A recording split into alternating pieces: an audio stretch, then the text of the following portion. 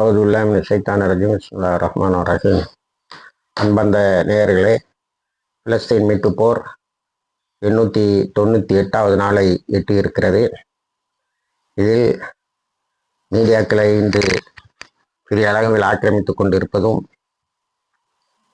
கொண்டிருப்பது இஸ்தான்புல்லில் 5 லட்சம் பேர் ஒன்றாக கூடி பாலஸ்தீனத்துக்காக ஒரு பெரிய போராட்டத்தை நடத்தி கொண்டு இருக்கிறார்கள். ப்ரோ பாலஸ்தீனியன் டெமான்ஸ்ட்ரேஷன்ஸ் என்று சொல்லுகிறார்கள்.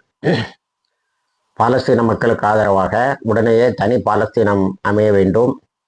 அதற்கு துருக்கி இது போன்ற கழுவுற மீனில் நல்லூர மீனாக அது நடவடிக்கை எடுத்தால் போதாது, அது மிகப்பெரிய நடவடிக்கைகளை மேற்கொண்டு துருக்கி படைகளை அனுப்பி இஸ்ரேலை கட்டுப்படுத்தி மேற்கரையிலும் தலையிட்டு தனி பாலஸ்தீனம் அமைய உதவி செய்ய வேண்டும் என்று ஒரு பெரிய போராட்டம்.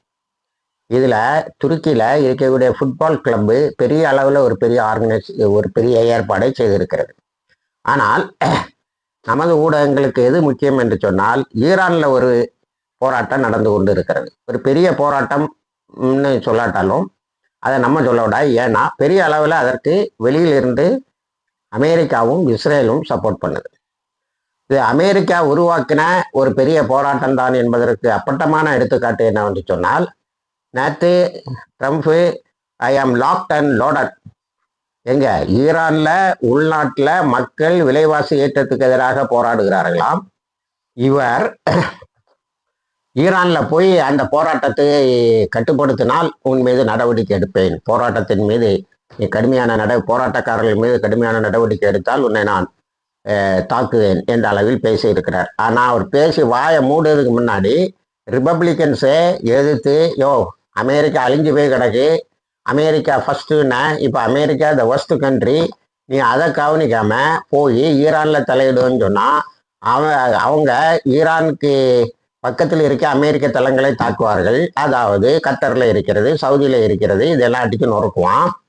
அதில் 5 பில்லியன் போச்சுது, 5 மில்லியன் போச்சுது, 10 மில்லியன் போச்சுதுன்னு ஒப்பாரி வைப்ப. இதை தவிர நீ போன யுத்தத்திலையும் சாதித்தது எதுவும் இல்லை. ஒரு வார்த்தையை பயன்படுத்துகிறார்கள், you begged for peace with Iran. ஈரானோடு மண்டியிட்டு தான் நீ ஒரு போர் நிறுத்தத்தை கொண்டு வந்தாய். அந்த போர் நிறுத்தம் ஒன்றும் எழுத்துல இல்லை. ஈரான் சொல்லுது எப்போ தாக்குனாலும் நாங்கள் திரும்ப தாக்குவோம்னு. அதே மாதிரி இஸ்ரேலும் ஒன்றை கம்பல் பண்ணி நீ எப்படியாவது எங்கள் மீது உள்ள அந்த 12 நாள் தாக்குதலில் கடைசியில் இஸ்ரேலும் மன்னிப்பு கேட்டதெல்லாம் மறந்து விடாதே, பெரிய மண்ணாங்கட்டி மாதிரி பேசாதேன்ட்டாங்க. அதாவது இது ட்ரம்ப்போடைய கட்சிக்கு எதிர்கட்சியான ஜனநாயக கட்சியிலிருந்து வரலை, எங்கேருந்து வருதுன்னா ரிப்பப்ளிகன் பார்ட்டியிலிருந்து அவனுக்கு எதிர்ப்பு வருது.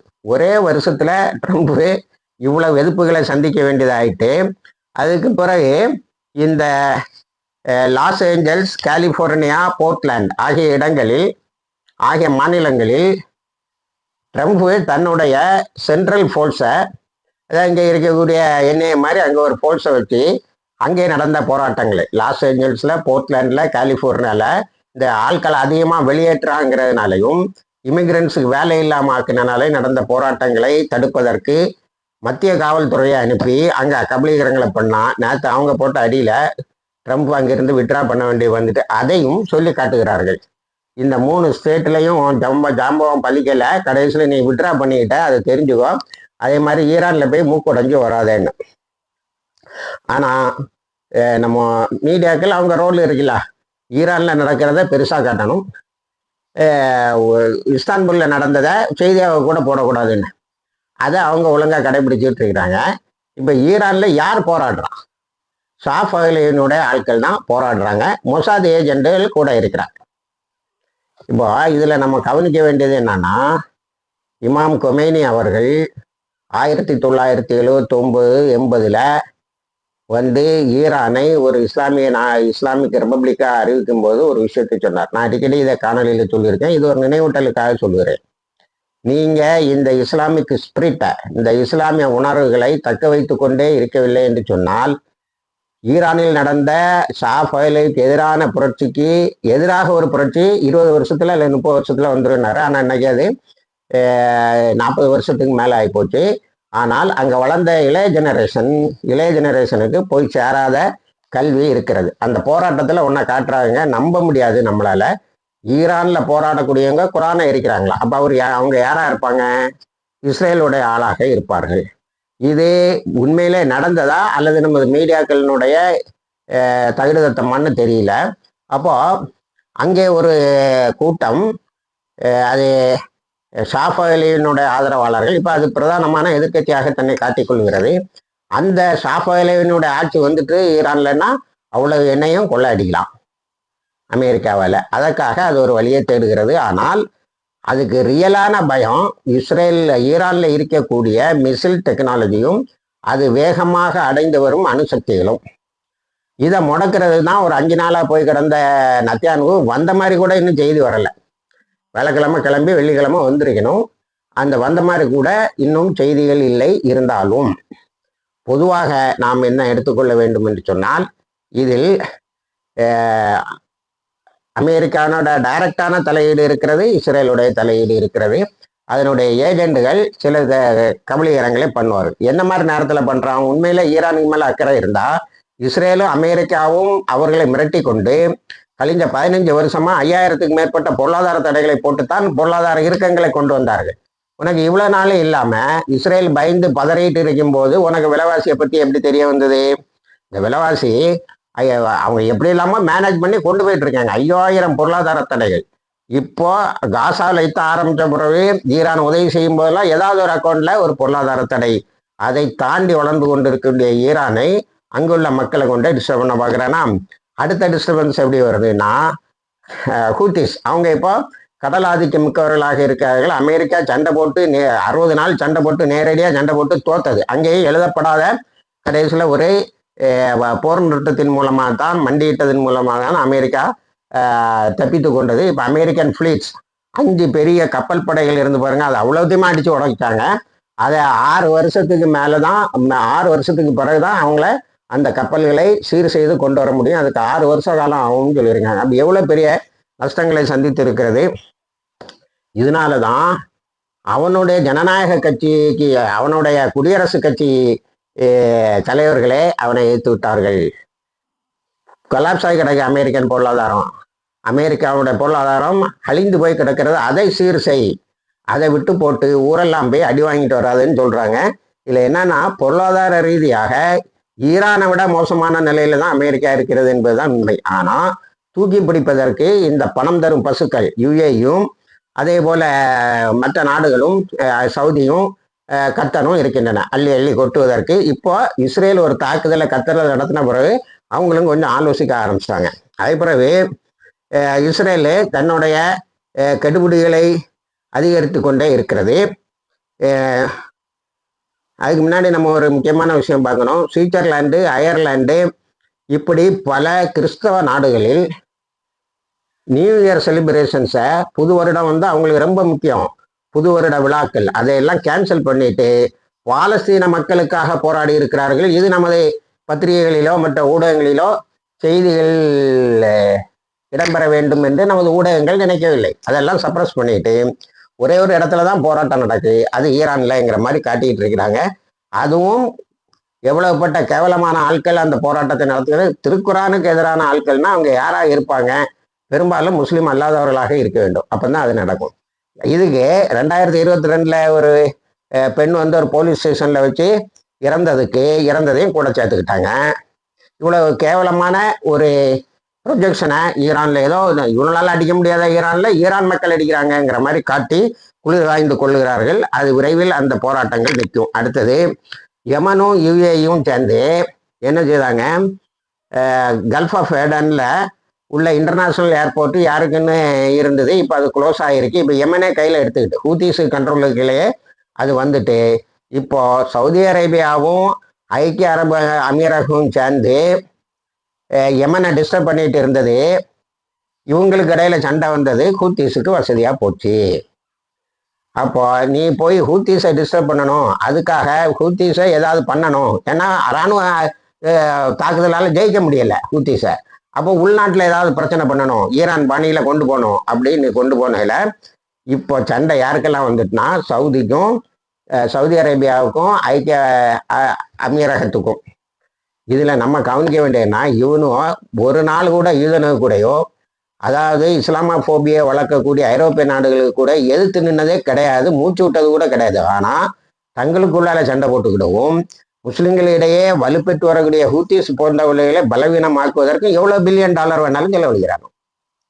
இப்படி இந்த அரபு நாடுகள்னு சொல்லி புர்கா போட்ட இந்த ஆண்களால் மிகப்பெரிய தொந்தரவுகள் முஸ்லிம் நாடுகளுக்கு வந்து கொண்டு இருக்கிறது.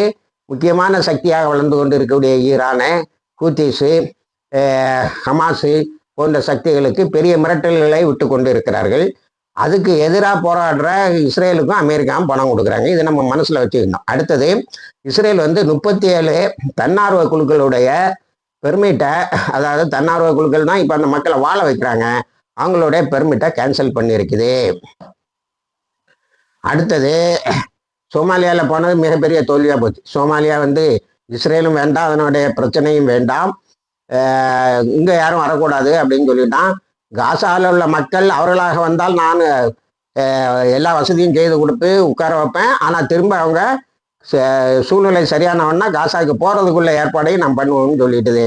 இதில் பெரிய அளவில் பணத்தை கொட்டின இஸ்ரேலுக்கு மிகப்பெரியது ஒரு ஏமாற்றம். அதில் இஸ்ரேல் ஏமாந்தது மட்டும் இல்லை, ஒரு பெரிய பாதுகாப்பு என்னன்னா, சோமாலியா லேண்டுன்னு அங்கே போய் இவன் ஃபோர்ஸஸை வச்சுக்கிட்டு எங்கே வேணாலும் பிரச்சனை பண்ணுவான், எந்த இடத்துல வேணாலும் தாக்குதல் நடத்துவோம். அதிலிருந்து காப்பாற்றப்பட்டது.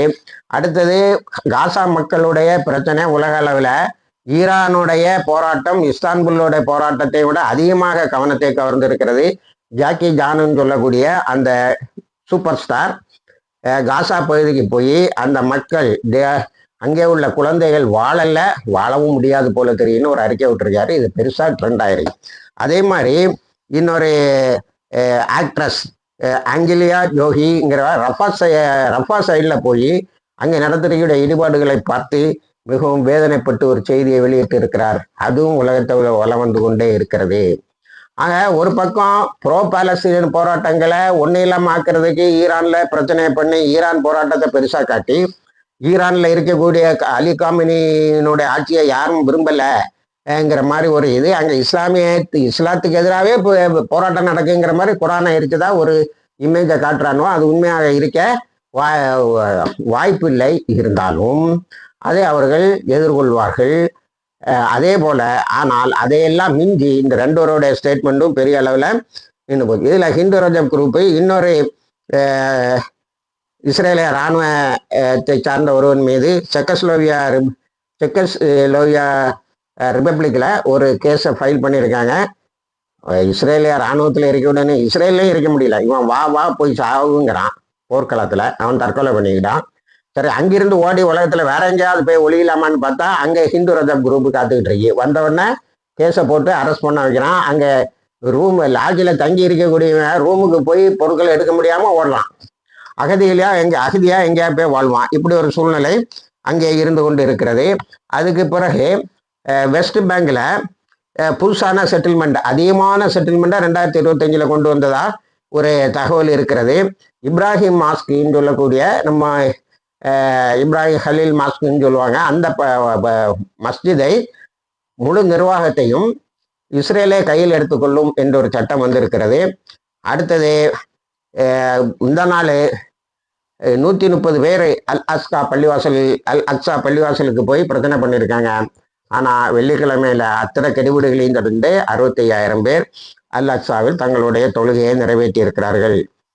அடுத்தது, ட்ரம்புக்கு புதியது ஒரு தலைவலி என்னன்னா, ஒரு $100 மில்லியன் ஒரு பெருமான ஆயுதங்களை இஸ்ரேல் கேட்டிருக்கு. அதை கொடுக்க முடியாத அளவுக்கு அங்குள்ள மக்கள் போராடி இருக்கிறார்கள்.